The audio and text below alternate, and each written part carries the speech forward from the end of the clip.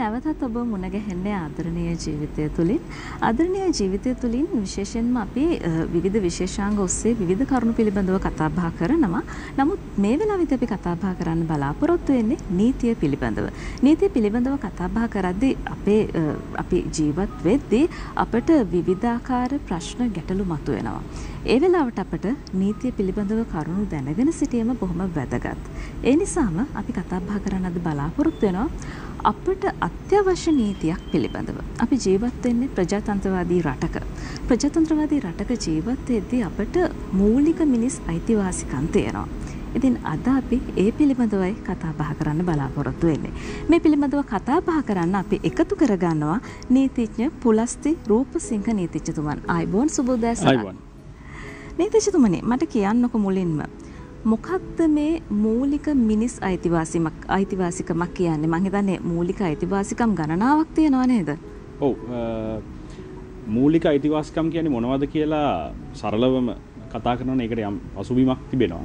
විශේෂයෙන්ම දෙවන ලෝක යුද්ධයේ අවසන් වීමත් එක්කම එක්සත් ජාතීන්ගේ සංවිධානය බිහිවීමත් සමගම ලෝකයේ විවිධ රටවල් වලට නිදහස් ප්‍රජාතන්ත්‍රවාදය ආදී අයිතිවාසිකම් ලැබුණා. ඒත් එක්කම ලෝකේ ජනමතයක් හැදුනා සෑම මිනිස්සෙකුට. මේ කියන්නේ මනුෂ්‍ය වර්ගයාටම පොදුවේ පිළිගන්නට පුළුවන් ලැබිය යුතු යම් හිමිකම් මාලාවක් සමුදායක් තිබෙනවා.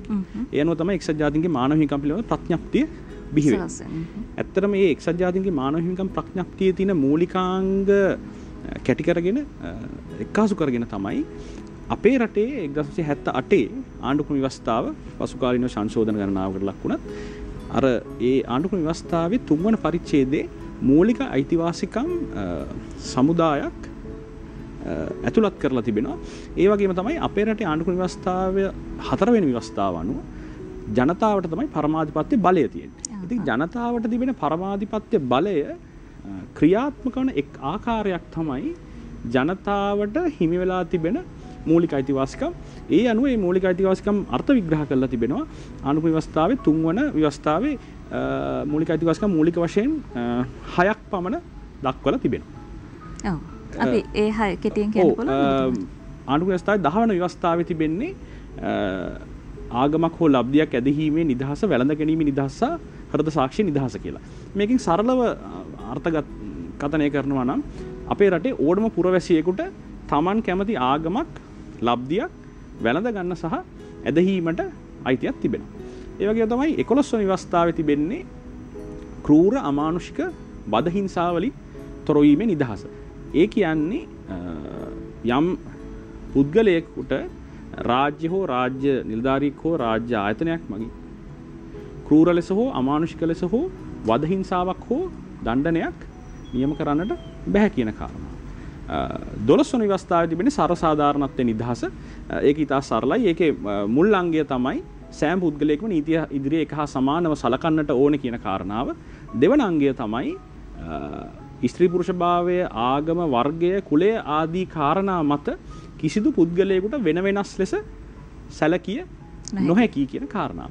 13 වෙනි ව්‍යවස්ථාවේ තිබෙන්නේ සාධාරණ අඩුවිමකින් තොරව යම් පුද්ගලයෙකු දණ්ඩනයකට යටත් කිරීමට හෝ අත්තරෝමතික ලෙස සිරබාරයට ගැනීමට හෝ නොහැකි කියන කාරණාව සහ අපි සාමාන්‍ය නීතිය සඳහන් කරන නිර්දෝෂීභාවයේ පූර්ව නිගමනය කියන්නේ යම් පුද්ගලයෙක් සාධාරණ අඩුවිභාගයකින් වරදකරුවෙක් විදිහට තීරණය කරන තුරු ඒ පුද්ගලයා නිර්දෝෂී පුද්ගලයෙක් ලෙස සලකන්නට ඕනේ කියන එක 14 වෙනි ව්‍යවස්ථාවේ තිබෙන්නේ මේ කාලේ ගොඩක්ම කතා බහ වෙන දෙයක්. ඒක තමයි අදහස් ප්‍රකාශ කිරීම සහ භාෂණ නිදහස. ඒ වගේම 19 වෙනි ව්‍යවස්ථා සංශෝධනයෙන් පස්සේ අලුත් මූලික අයිතිවාසිකමක් ඇතුළත් වෙලා තිබෙනවා මූලික අයිතිවාසිකම් පරිච්ඡේදයට. ඒ තමයි 14 අයන්න ව්‍යවස්ථාව. ඒ කියන්නේ තොරතුරු වලට ප්‍රවේශ වීමේ නිදහස.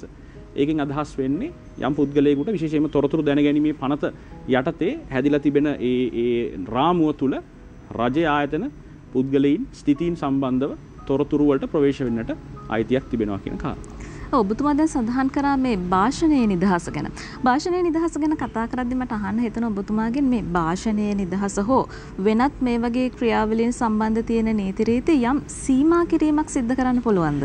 ඔව් දැන් මූලික අයිතිවාසිකම් සම්බන්ධව කතා කරද්දී අපි උනන්දු වෙන්නට ඕනේ ආණ්ඩුක්‍රම ව්‍යවස්ථාවේ 15 වන ව්‍යවස්ථාවේ තිබෙන ප්‍රතිපාදන සම්බන්ධව.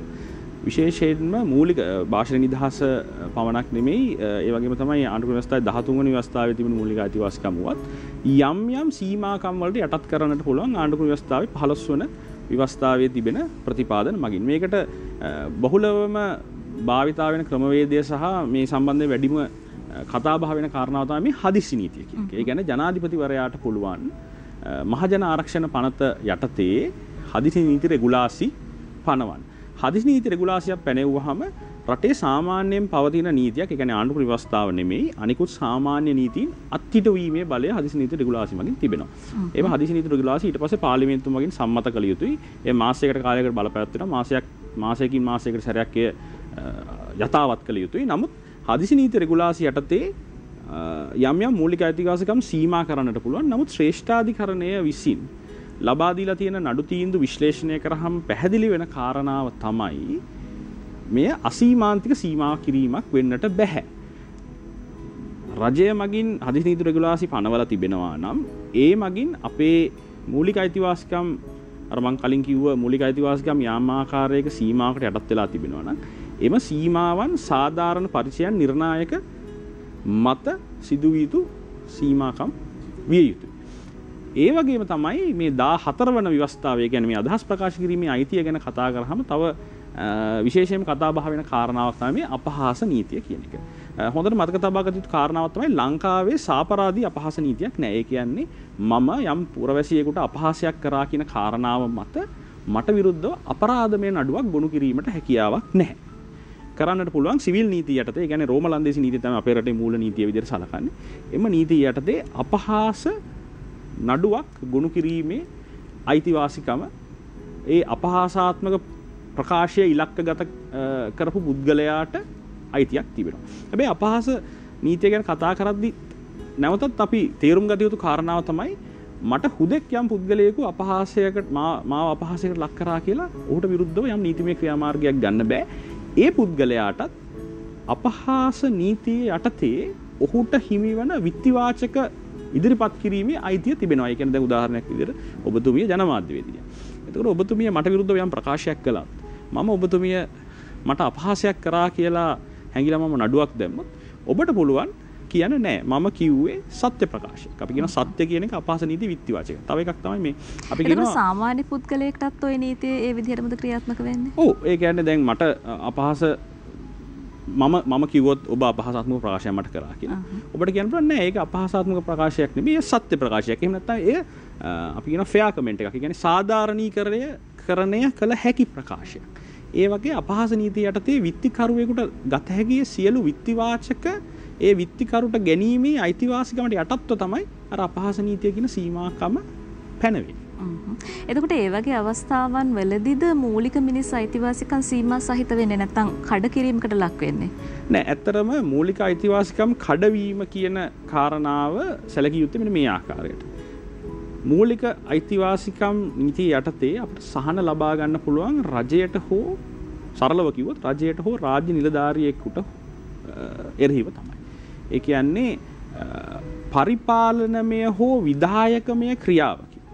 ඒ කියන්නේ රජයේ ආයතනයක්, රජයේ ස්ථිත පුද්ගලයෙක්, දෙපාර්තමේන්තුවක් මගින් සිදු කරනු ලබන යම් ක්‍රියාවක් හෝ ක්‍රියාවක් නොකර හැරීම නිසා අර මං කලින් සඳහන් කරපු මූලික අයිතිවාසිකම් කඩ වෙනවා යයි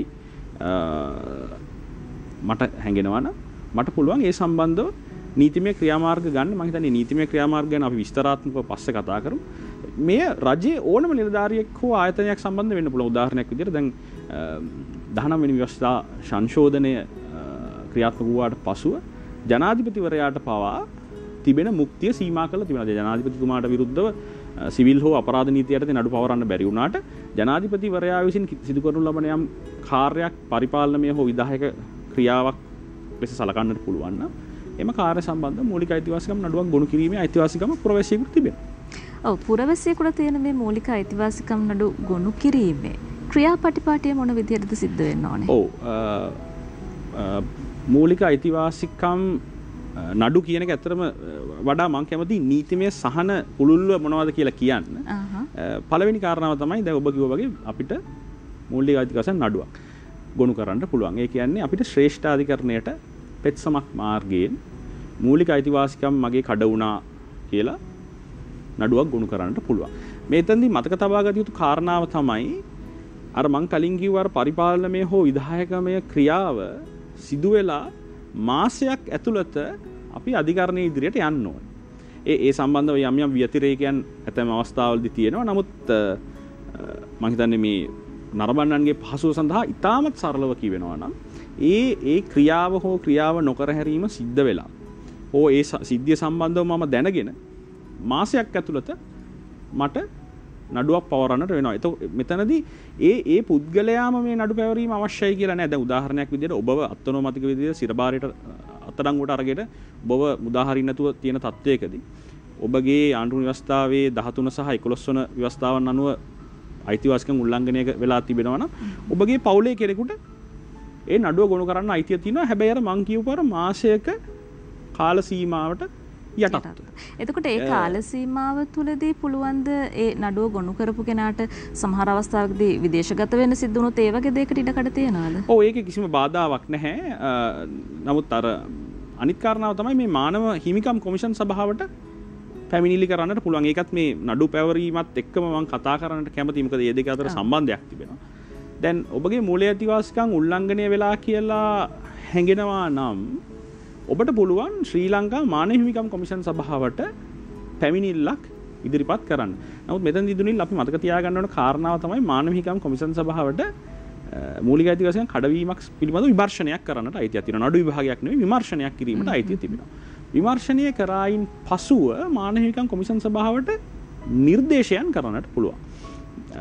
නමුත් එම නිර්දේශයන් නියෝගයන් නොවේ. එතකොට මානව හිමිකම් කොමිෂන් සභාවට නියෝග දෙන්නට බලයක් නැහැ. උන්ට පුළුවන් නිර්දේශයන් කිරීමට පමණයි. ඒ වගේම මානව හිමිකම් කොමිෂන් සභාවට පැමිණිලි කිරීම සම්බන්ධව තියෙන අනිත් වැදගත් කාරණාව තමයි දැන් අර මම කලින් කිව්වා මාසයක් ඇතුළත මූලික අයිතිවාසිකම් නඩුවක් ගොනු කරන්නට ඕනේ කියලා. නමුත් මගේ මූලික අයිතිවාසිකම් කඩ වෙලා මම මානව හිමිකම් කොමිෂන් සභාවට පැමිණිල්ලක් ගොනු කර තිබෙනවා නම් අර මාසයක අර කල්පැනීම එතනින් නවතිනවා. ඒ කියන්නේ දැන් මට මානව හිමිකම් කොමිෂන් සභාවට පැමිණිලි කරලා අවුරුදු ගාණක් ඉන්න පුළුවන් කියන එක නෙමෙයි. නමුත් මානව හිමිකම් කොමිෂන් සභාවට යම් පැමිණිල්ලක් ගොනු කරලා සාධාරණ කාලයක් තිබෙනවා මට ඉන්පස්සේ ශ්‍රේෂ්ඨාධිකරණ ඉදිරියේ නඩු පවරන්න. මොකද අර මාසයක කාල සීමාව ඉක්ුත් වීම මේ මානව හිමිකම් කොමිෂන් සභාවට පැමිණිලි කිරීම කියන කාරණාව මත తాවකාලිකව නවතිනවා. ඉතින් ඒක නිසා මානව හිමිකම් කොමිෂන් සභාවට පැමිණිලි මූලික අයිතිවාසිකම් කඩවීමක් සම්බන්ධව පැමිණිලි කරනවා නම් ඒ සම්බන්ධවත් සැලකිලිමත් වෙන්න ඕනේ, සිහි තබා ගන්න ඕනේ කියන එකයි මට හිතෙන්නේ. මේ වගේ නඩුවක් සාමාන්‍යයෙන් ඉවර කරන්න කොච්චර කාලයක් ගත වෙනවද? එහෙම අපිට අධිකරණවල විභාග වෙන නඩු හමාර කිරීම සම්බන්ධව කාල සීමාවක් ගැන අදහසක් ප්‍රකාශ කරන එක සුදුසු දෙයක් නෙවෙයි මං හිතන්නේ. මොකද අපි නීතිඥවරු විදියට අපිට එහෙම කියන එක සුදුසු දෙයක් නෙවෙයි. නමුත් ඇත්ත වශයෙන්ම ඔබගේ මූලික අයිතිවාසිකම් කඩ වෙලා තිබෙනවා නම් ඔබ ශ්‍රේෂ්ඨාධිකරණයේ ඉදිරියට ගියොත් අනිවාර්යෙන් ශ්‍රේෂ්ඨාධිකරණය ඔබට සාධාරණ සහනයක් ලබා දෙනවා කියන කාරණාව මට කියන්නට පුළුවන්. ඔව් අපි කතා බහ කරමින් සිටියේ නීතිමය ක්‍රියාමාර්ග ගැන, විශේෂයෙන් මූලික මිනිස් අයිතිවාසිකම් පිළිබඳව. මං අහන්න සූදානම් වුණේ ඔබතුමාගෙන් දැන් කෙනෙක්ට විශේෂයෙන්ම රාජ්‍ය සේවකයින්ට යම් යම් රජයේ සේවයේ නියැලෙදී යම් ප්‍රශ්න ගැටලුකාරී අර්බුද තත්ත්වයන් එන්න පුළුවන්. ඒ වගේ අවස්ථාවක තව කෙනෙක්ගෙන් ඔහුට යම්කිසි චෝදනාවල් හෝ හිරිහැර මේ වගේ දේවල් තියෙනවා නම් නීතියෙන් ඔවුන්ට රැකවරණයක්, නීතිමය රැකවරණයක් ලබා ගන්න පුළුවන්කම තියනවාද? ඔව් අනිවාර්යයෙන්ම දැන් ඔබ රාජ්‍ය සේවකයෙක් නම් ඔබට විශේෂයෙන්ම තමුන්ගේ සේවා ස්ථානයේ සිදුවන යම් අසාධාරණයක් තිබෙනවා නම් එහෙම නැත්නම් ඔබට විරුද්ධව යම් අනීතික හෝ අසාධාරණ ක්‍රියාමාර්ගයක් සේවා ස්ථානයේ මගින් ලැබෙනවා නම් අනිවාර්යෙන් අර මම සඳහන් කරේ අර ආණ්ඩුක්‍රම ව්‍යවස්ථාවේ 12 වන ව්‍යවස්ථාවේ සහ තිබෙන සර්ව සාධාරණත්වයේ නිදහස කියන සංකල්පය මත සහ 14 වන ව්‍යවස්ථාවේ තිබෙන ඕනම පුරවැසියෙකුට නීත්‍යානුකූල රැකී ආරක්ෂාවක් නිරත වීමේ නිදහස කියන අර අදහස් ප්‍රකාශ කිරීමේ නිදහස ඇතුලේ තිබෙන අනු අංගයක් ඒක. මේ කාරණා මත ශ්‍රේෂ්ඨාධිකරණයට ගිහිලා තමුන්ගේ මූලික අයිතිවාසිකම් උල්ලංඝනය වුණා කියලා කියන්නට පුළුවන්. ඒ වගේම තමයි මම හිතන්නේ රාජ්‍ය සේවයේ විධායක ශ්‍රේණිවල ඉන්න බොහෝ දෙනෙක් රාජ්‍ය සේවා කොමිෂන් සභාවට යටතේ සිටින නිලධාරීන්. එතකොට රාජ්‍ය සේවා කොමිෂන් සභාවට තමයි සාමාන්‍යයෙන් රජයේ විධායක ශ්‍රේණි වල නිලධාරීන්ගේ විනය සහ පරිපාලන බලතල තිබෙනවා. එතකොට රාජ්‍ය සේවා කොමිෂන් සභාවට එරෙහිවත් යම් ක්‍රියාමාර්ගයක් ගැනීමට ඔබ රාජ්‍ය නිලධාරියෙක් විදිහට අවශ්‍ය වෙලා තිබෙනවා නම් ඒ වගේ අවස්ථාවන් වලදී අනිවාර්යයෙන්ම මූලික අයිතිවාසිකම් නඩුවක් ගොනු කිරීමට හැකියාව තිබෙනවා. එතකොට ඒකට නීතියෙන් රැකවරණයක් ලැබෙනවද ඔවුන්ට? ඔව් ඇත්ත වශයෙන්ම දැන් උදාහරණයක් විදිහට අපි හිතමු ඔබ රාජ්‍ය නිලධාරියෙක්.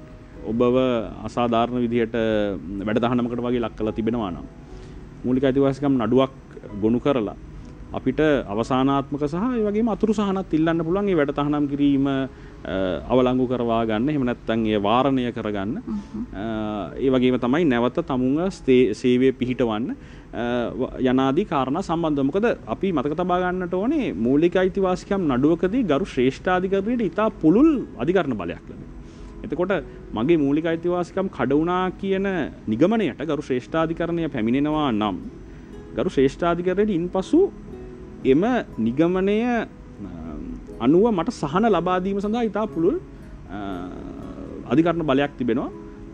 විශේෂයෙන්ම අර මං කලින් කිව්වා වගේ ඒ මට අර සිද්ධ වෙච්ච හානිය නැවත සඳහා යම් ප්‍රතිකර්මයක් ලබා දෙන්න වගේම ඇතැම් අවස්ථාවලදී ශ්‍රේෂ්ඨාධිකරණය විශේෂයෙන්ම ක්‍රූර වද බන්ධන වලට ලක් වුණු අවස්ථාවක එහෙම නැත්නම් අසාධාරණ ලෙස සිලබාරයට ගත්ත අවස්ථාවලදී වගේ අවස්ථාවලදී ඇත්තටම සමහර වෙලාවට වින්දිතයන්ට වන්දි ප්‍රදානය කිරීම දක්වා වූ ඉතා පුළුල් සහන මාලාවක් ගරු ශ්‍රේෂ්ඨාධිකරණයට විසින් ලබා දිය හැකි සහ ගරු ශ්‍රේෂ්ඨාධිකරණයෙන් ඉල්ලා සිටීමට අපට අයිතිවාසිකමක් තිබෙනවා. ඔව් ඔබට බොහොම පැහැදිලි වෙන්න ඇති මේ කරුණු කාරණා පිළිබඳව. ඉතින් දැන් අපේ රටේ වර්තමානයේ පවතින තත්ත්වය තරම් යහපත් තත්ත්වයක් නෙවෙයිනේ නීතිඥතුමනි. ඉතින් දැන් නොයෙකුත් තැන්වල උද්ඝෝෂණ තියෙනවා, අරගල තියෙනවා. ඔබතුමා මාත් එක්ක කලින් සාකච්ඡා කරද්දී සඳහන් කරා මමත් ඒවට සමහර අවස්ථාවලදී සම්බන්ධ වෙනවයි කියලා. ඉතින් අපිට කියන්නකෝ මේ වගේ අවස්ථාවකදී අපි කොහොමද කටයුතු කරන්න ඕනේ, ක්‍රියාත්මක වෙන්න ඕනේ? ඔව් ඇත්තටම මේ දැන් තිබෙන මේ අරගල මාලාව රටේ තිබෙන මහජනතාවය ගෙන නැගිටීමක් තියෙනවා. ඒක ඇත්ත වශයෙන්ම අපේ අදහස් ප්‍රකාශ කිරීමේ භාෂණයේ සහ සමාගමේ නිදහස යටතට වැටෙන ක්‍රියාදාමයක තමයි නිරත වෙලා තියෙන්නේ. මම හිතන්නේ අපි සාමකාමීව උද්ඝෝෂණයක් එහෙම නැත්නම් අරගලයක නිරත වෙනවා නම් එය නවත්වාලීම සඳහා රාජ්‍යයට හෝ රාජ්‍ය නිලධාරීන්ට හෝ අයිතිවාසිකමක් නැහැ කියන එක තමයි මගේ පුද්ගලික අදහස. මේ ගොඩක් වැරදි මතයක් තිබෙනවා මේ රජයට, ඒ කියන්නේ මේ රජයේ ප්‍රතිපත්ති නායකයන් එහෙම නැත්නම් ඒ රජයේ පාලන බලය හොබවන පක්ෂය විවේචනය කිරීම හෝ ඊට එරෙහිව උද්ඝෝෂණය කිරීම රාජ්‍යයට විරුද්ධව කරන යම් කාර්යයක් විදිහට හඳුන්වා ගන්න පුළුවන් කියලා ඒ වැරදි මතයේ ඉඳගෙන මම හිතන්නේ පොලිස් දෙපාර්තමේන්තුව එහෙම නැත්නම් අවස්ථාවලදී ක්‍රියාමාර්ග ගන්න උත්සාහ කරනවා. නමුත් ඒක කිසිසේත්ම සාධාරණීකරණය කරන්නට පුළුවන් කාරණාවක් නෙමෙයි. මොකද ගරු ශ්‍රේෂ්ඨාධිකරණය විසින් භාෂණ නිදහස, අදහස් ප්‍රකාශ කිරීමේ නිදහස කියන කාරණා සම්බන්ධව ලබා දීලා තියෙන විනිශ්චිත නඩු තීන්දුව ගණනාවක් තිබෙනවා. මේ නඩු තීන්දුව වලදී පැහැදිලිවම මේ නිදහස අර්ථ විග්‍රහ කරලා තිබෙනවා. ඒ මගින් ඒ නඩු තීන්දුව වල හරය ගත්තොත් පැහැදිලි වෙන්නේ මට රජයේ ප්‍රතිපත්තියක්, නායකයෙක්, යම් චරිතයක් විවේචනය කරන්නට පුරවැසියෙක් විදිහට අයිතිවාසිකමක් තිබෙනවා. ඒ වගේම තමයි අර අපි ඉංග්‍රීසි භාෂාවෙන් කියන like minded individuals ලා කියලා මේ එක හා සමාන අදහස් තිබෙන පුද්ගලයන් සමග සමාගමෙන් එකතු වෙලා එම අදහස ප්‍රකාශ කිරීමට මට නිදහසක් තිබෙනවා.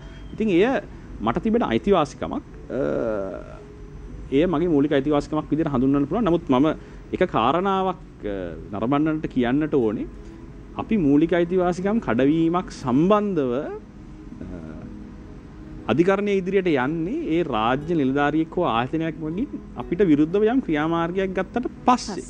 ඉතින් ඒක නිසා හැමතිස්සෙම සාමකාමීව තමුන්ගේ අදහස් ප්‍රකාශ කරන්න උනන්දු වෙන්න. ඒ වගේම තමයි අප මෙමදු කාර්යයන්ට සම්බන්ධ වෙනවා නම් අප සිහි තබා ගත යුතු කාරණාව තමයි දැන් පොලිස් දෙපාර්තමේන්තුව වගේ ආයතන වලට ඇතැම් අවස්ථාවලදී තමුන්ගේ බලය වැරදි ආකාරයකට අර්ථකථනය කරගන්න භාවිතා කරන්නට හැකියාවක් තිබෙනවා. ඉතින් අපිට අනිවාර්යෙන් අධිකරණයෙන් සහන ලබා ගන්නට වෙන්නේ එම සිද්ධිය සිද්ධ වුණාට පසුව.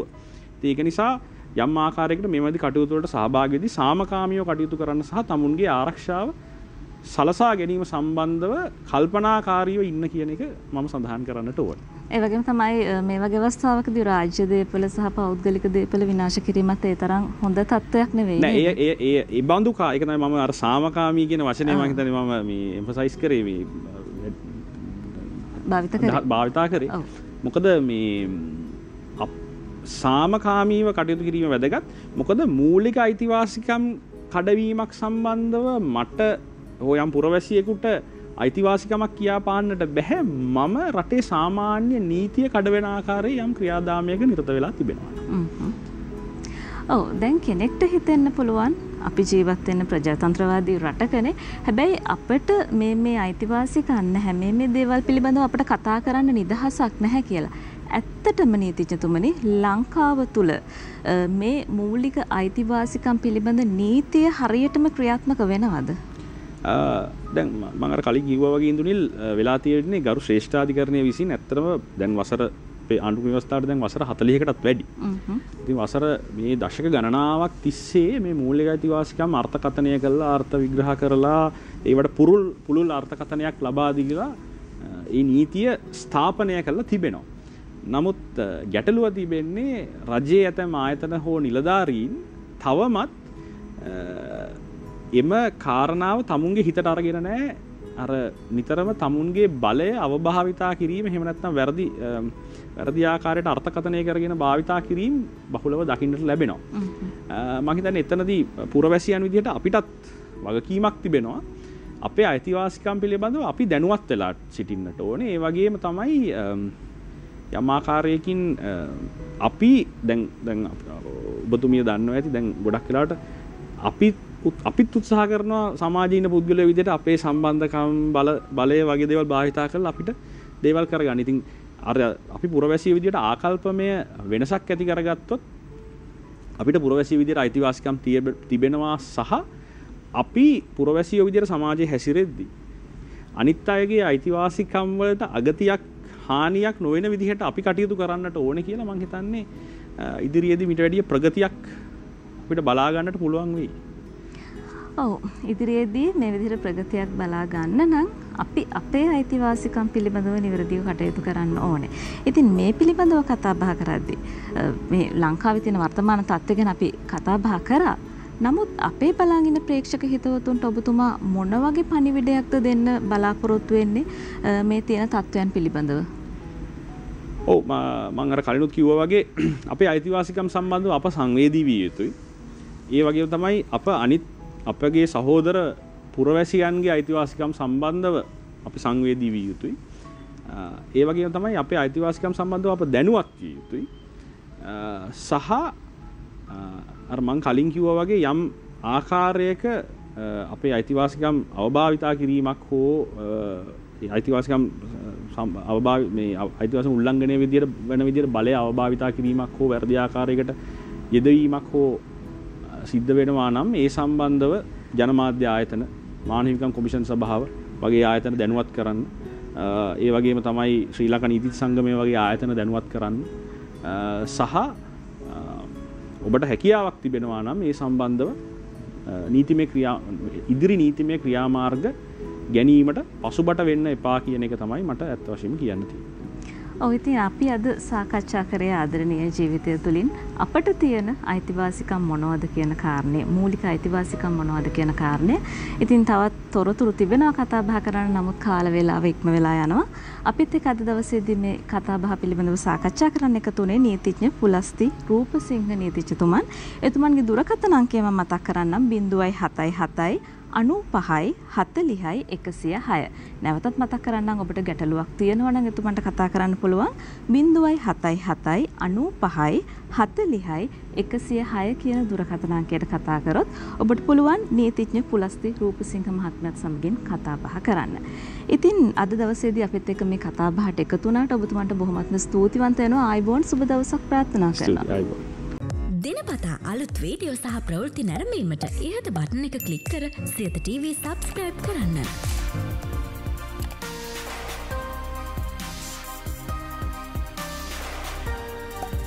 අලුත් වීඩියෝ ගැන මුලින්ම දැනගන්න මෙම සීනුව ක්ලික් කරන්න.